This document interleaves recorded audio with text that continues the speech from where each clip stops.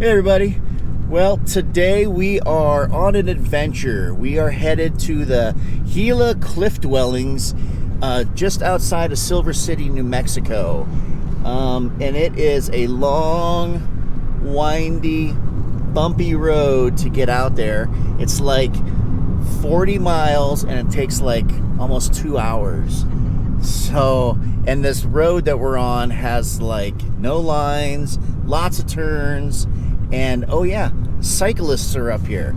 I don't mean like motorcyclists either, I mean bicyclists, and you got to watch out for them too. So it's kind of an adventure. Amy's having a great time driving up here. She doesn't get to drive too often because we don't go on things like this, but whoa. Yeah, see that? Crazy. Look at that fish. It's a fish hook. We also know that we're way out in the middle of nowhere because all the signs have bullet holes in them. So, whoa. Fish hook. Yeah, fun. Anyway, we're going to go check out the cave dwellings and take you with us.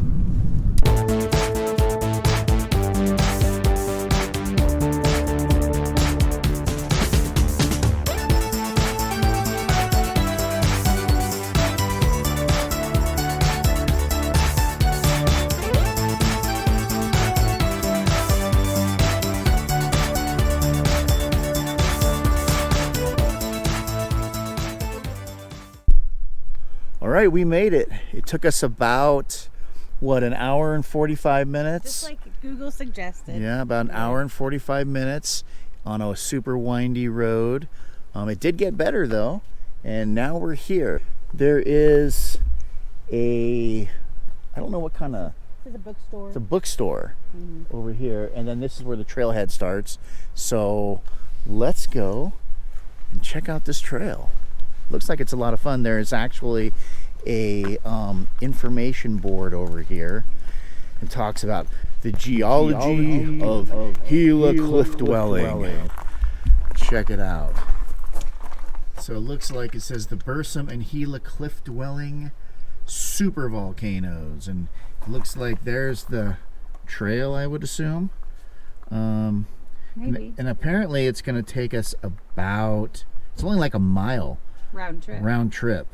So, but you've got to climb 180 feet in that half mile. So yeah, and then come back down it. So Paul brought his walking stick, and then I will ride on his back when I get too tired. The Gila Cliff Dwellings National Monument was established in 1907 by Theodore Roosevelt to protect the prehistoric materials of culture of the Mogollon people and others who inhabited this area. The first scientific description of a Pueblo ruin on the upper Gila River was written in 1874 by Henry Weatherby of the Wheeler Geographical Surveys of the territories of the United States west of the 100th meridian. There's so many ofs there. Feels redundant. Anyway, we just went through a safety briefing. One of the things that stood out was that you don't want to bring any food, any tobacco products, anything. You can't even bring it with you. We brought some water. That's all we need. Let's get started.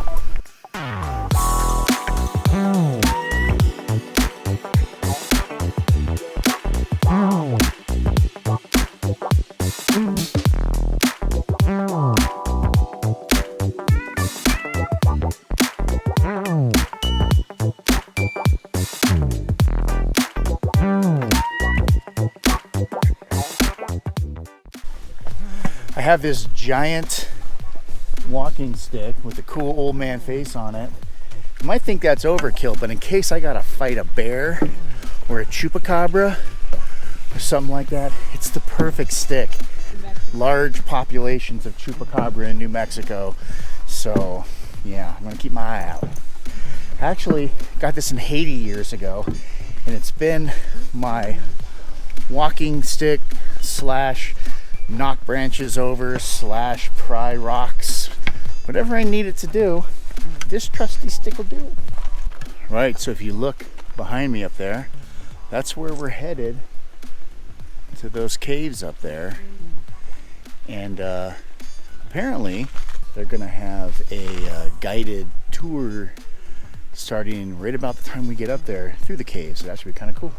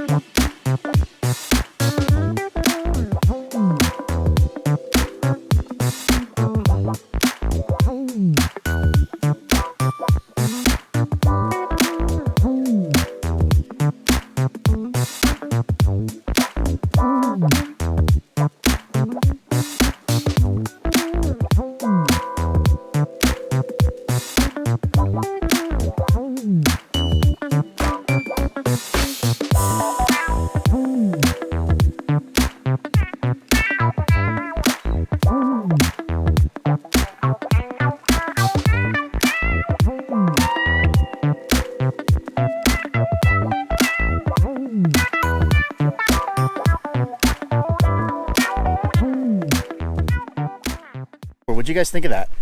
It's kind of cool, huh? Being inside there and, you know, hearing all the history. Of course, you didn't get to hear it, but I'm sure you can look it up. I'll put a link down below of where you can get the information about these particular cave dwellings. It was really fascinating. And, you know, to actually be able to go inside and check it out, we weren't allowed to touch anything. Oh, there's a lizard running down the side of the rock there. We weren't allowed to touch anything. Which, why would you want to? But we could see in the past where people did touch stuff and left their mark, or back in the day when, you know, they really didn't preserve this kind of stuff, people carved on the walls. But it was really cool, and I'm really glad that we took the time to come out here on such a beautiful and not very hot day to check this out. But now we have to go downhill, which is much better than coming uphill. Coming uphill was kind of rough. I don't know. I think downhill's harder on your knees and more dangerous. It may be more dangerous, but I don't think it's nearly as exhausting. Anyway, here, that's my view going down the cliff here. Oh. You know what? Thanks, Teddy Roosevelt. I really appreciate that. We just finished up. It was a great day. We actually stopped. They have a little gift shop. And they have all kinds of stuff in there. Of course, Amy went nuts and bought a bunch of things. I, however, brought the prickly pear candy. I've never ever heard of prickly pear candy from the cactus itself. So, looks kind of cool. It is the Southwest treat. Try it out.